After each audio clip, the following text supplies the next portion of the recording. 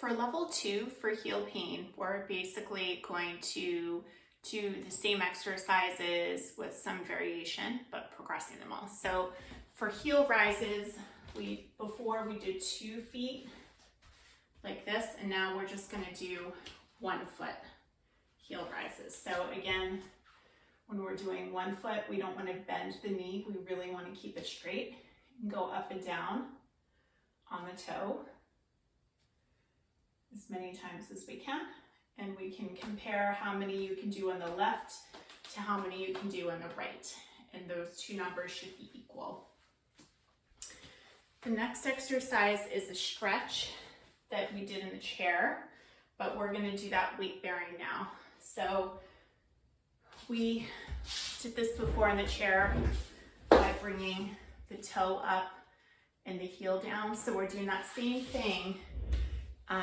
I'm gonna use this that's kind of next to the wall. So you basically bring your toe so that your toe is against a surface. I like to use a bathtub because the bathtub has a flat surface, and then when you bend your knee, you can go past the edge of the bathtub. A stair is also good for this, where you can put your toe up on the stair and then bring your knee past the stair. The only problem with using a wall is that when you use a wall, your knee stops at the wall, can't go past it. So you can do that stretch and hold it for 30 seconds. And then a kind of overpressure stretch for that same motion is in child's pose. So instead of child's pose going like this with the toes straight, what you can do is curl your toes underneath and then just kind of back up and get a nice stretch going that way, or you can bring your knees forward and really get a strong stretch to bring your toes into extension. So that's another way. And so you would just hold this for 30 seconds, and you don't want to overdo it though. So just go to your limitation and hold it. So that's all for toe stretching. And we're going to start to do a position with the feet where you can kind of, it's called the short foot position. So here's my toes splayed on the ground, but a short foot position is kind of like bringing my toes in closer to my heel without moving my heel.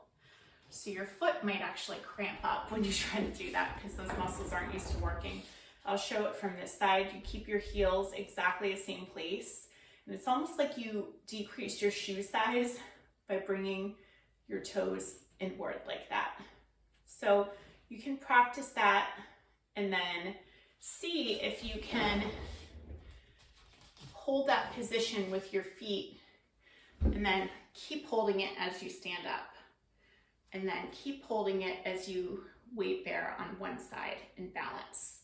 So what you're gonna do for level 2 is go in the short foot position in standing and see how long you can hold it on the right versus getting the short foot position sitting, and then see how long you can hold that short foot position on the other side. So your hold time should be about the same side to side.